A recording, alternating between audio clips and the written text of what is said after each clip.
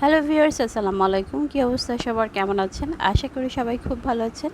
তো আজকে আমি আপনাদের সাথে কোনো রেসিপি শেয়ার করব না, আজকে জাস্ট আপনাদের সাথে একটি ভ্লগ শেয়ার করব। আমরা আজকে ছুটির দিনে ঘুরতে আসলাম। আমরা আজকে প্যারিস রোডে চলে আসলাম। প্যারিস রোডের পাশেই দেখলাম একটা ছোটো স্টল, মোমোসের স্টল। তো মোমোসের স্টলটা দেখে আমরা রিক্সা থেকে নেমে গেলাম মোমোস খাওয়ার জন্য। প্যারিস রোডে কিন্তু এরকম মোমোসের স্টল আপনারা কয়েকটা পেয়ে যাবেন। তাছাড়া এখানে রাস্তার পাশে যে ছোটো ছোটো রেস্টুরেন্টগুলো আছে, সেই রেস্টুরেন্টগুলোতে কিন্তু আপনারা মোমোস পেয়ে যাবেন। সেখানেও কিন্তু সেম প্রাইস। আমরা যেহেতু এই স্টলগুলোর মোমোস কোনোদিনও ট্রাই করিনি, তাই হচ্ছে আজকে ট্রাই করব। আর এই মোমোসগুলোর প্রাইস অনলি 100 টাকা। তো 100 টাকা এর থেকে ভালো কী বা হতে পারে, যা হওয়ার কথা তাই ছিল। তবে আপনার ভালো মানের কোনো মোমোস যদি খেতে চান, সেক্ষেত্রে আমাকে কমেন্ট করতে পারেন, আমি আপনাদেরকে লোকেশন বলে দিব।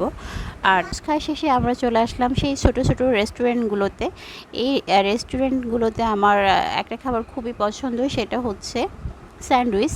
এই স্যান্ডউইচটা আমি অনেক আগে থেকেই খুব পছন্দ করি। তো আজকেও ভাবলাম সন্ধ্যায় আমি এটাই ট্রাই করব, আর সেটা আপনাদের সাথে শেয়ার করব। যারা যশোরে আছেন তারা এই স্যান্ডউইচটা ট্রাই করতে পারেন, খুবই ভালো। তো আমরা ওয়েট করছিলাম খাবারের জন্য, এবং আমাকে আমার ছোটো ছোটো পিচ্চি বাচ্চাগুলো জিজ্ঞাসা করছিল, মা তুমি কি খাবা? তো আমি বলছিলাম স্যান্ডউইচ খাবো, ওরা বলছিল বার্গার খাবে। এই করেই আর কি সময় পার করছিলাম কিছুটা সময়, যতক্ষণ পর্যন্ত আমাদের খাবার রেডি হচ্ছিল ততক্ষণ পর্যন্ত আমরা এগুলোই করছিলাম।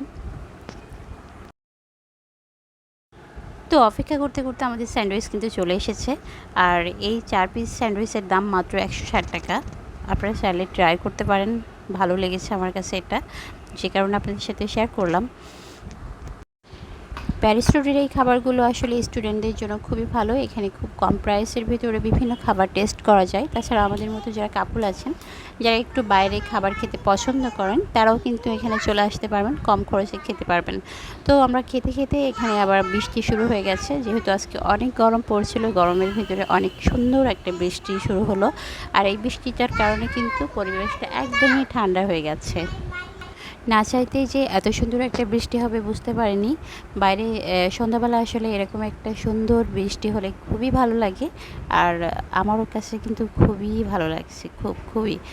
তো এতক্ষণ বসে বসে কী করব বুঝতে পারছিলাম না। তারপরে মা মেয়ে একটু সেলফি তোলাতুলি, একটু ভিডিও করছিলাম, যাতে সময়টা পার হয়ে যায়, যেহেতু অনেকক্ষণ ধরে বৃষ্টি হচ্ছে। তো এর মাঝে কিছু সেলফি, কিছু ভিডিও করে নিলাম। আর তারপরে আমরা বৃষ্টি একটু কম হইলেই চলে আসলাম এই যে কালেক্টরেট ভবনের পাশেই হেঁটে হেঁটে চলে আসলাম। হালকা হালকা বৃষ্টি তারপরে হচ্ছিল।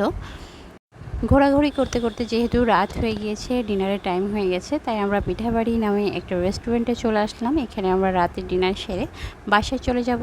তো আজকে এই পর্যন্ত। যারা আমার ভিডিওগুলো দেখেন, আমার রেসিপিগুলো ভালো লাগে, তারা অবশ্যই আমার পেজটি ফলো দিয়ে আমার সাথে থাকবেন। আল্লাহ হাফিজ, টাটা।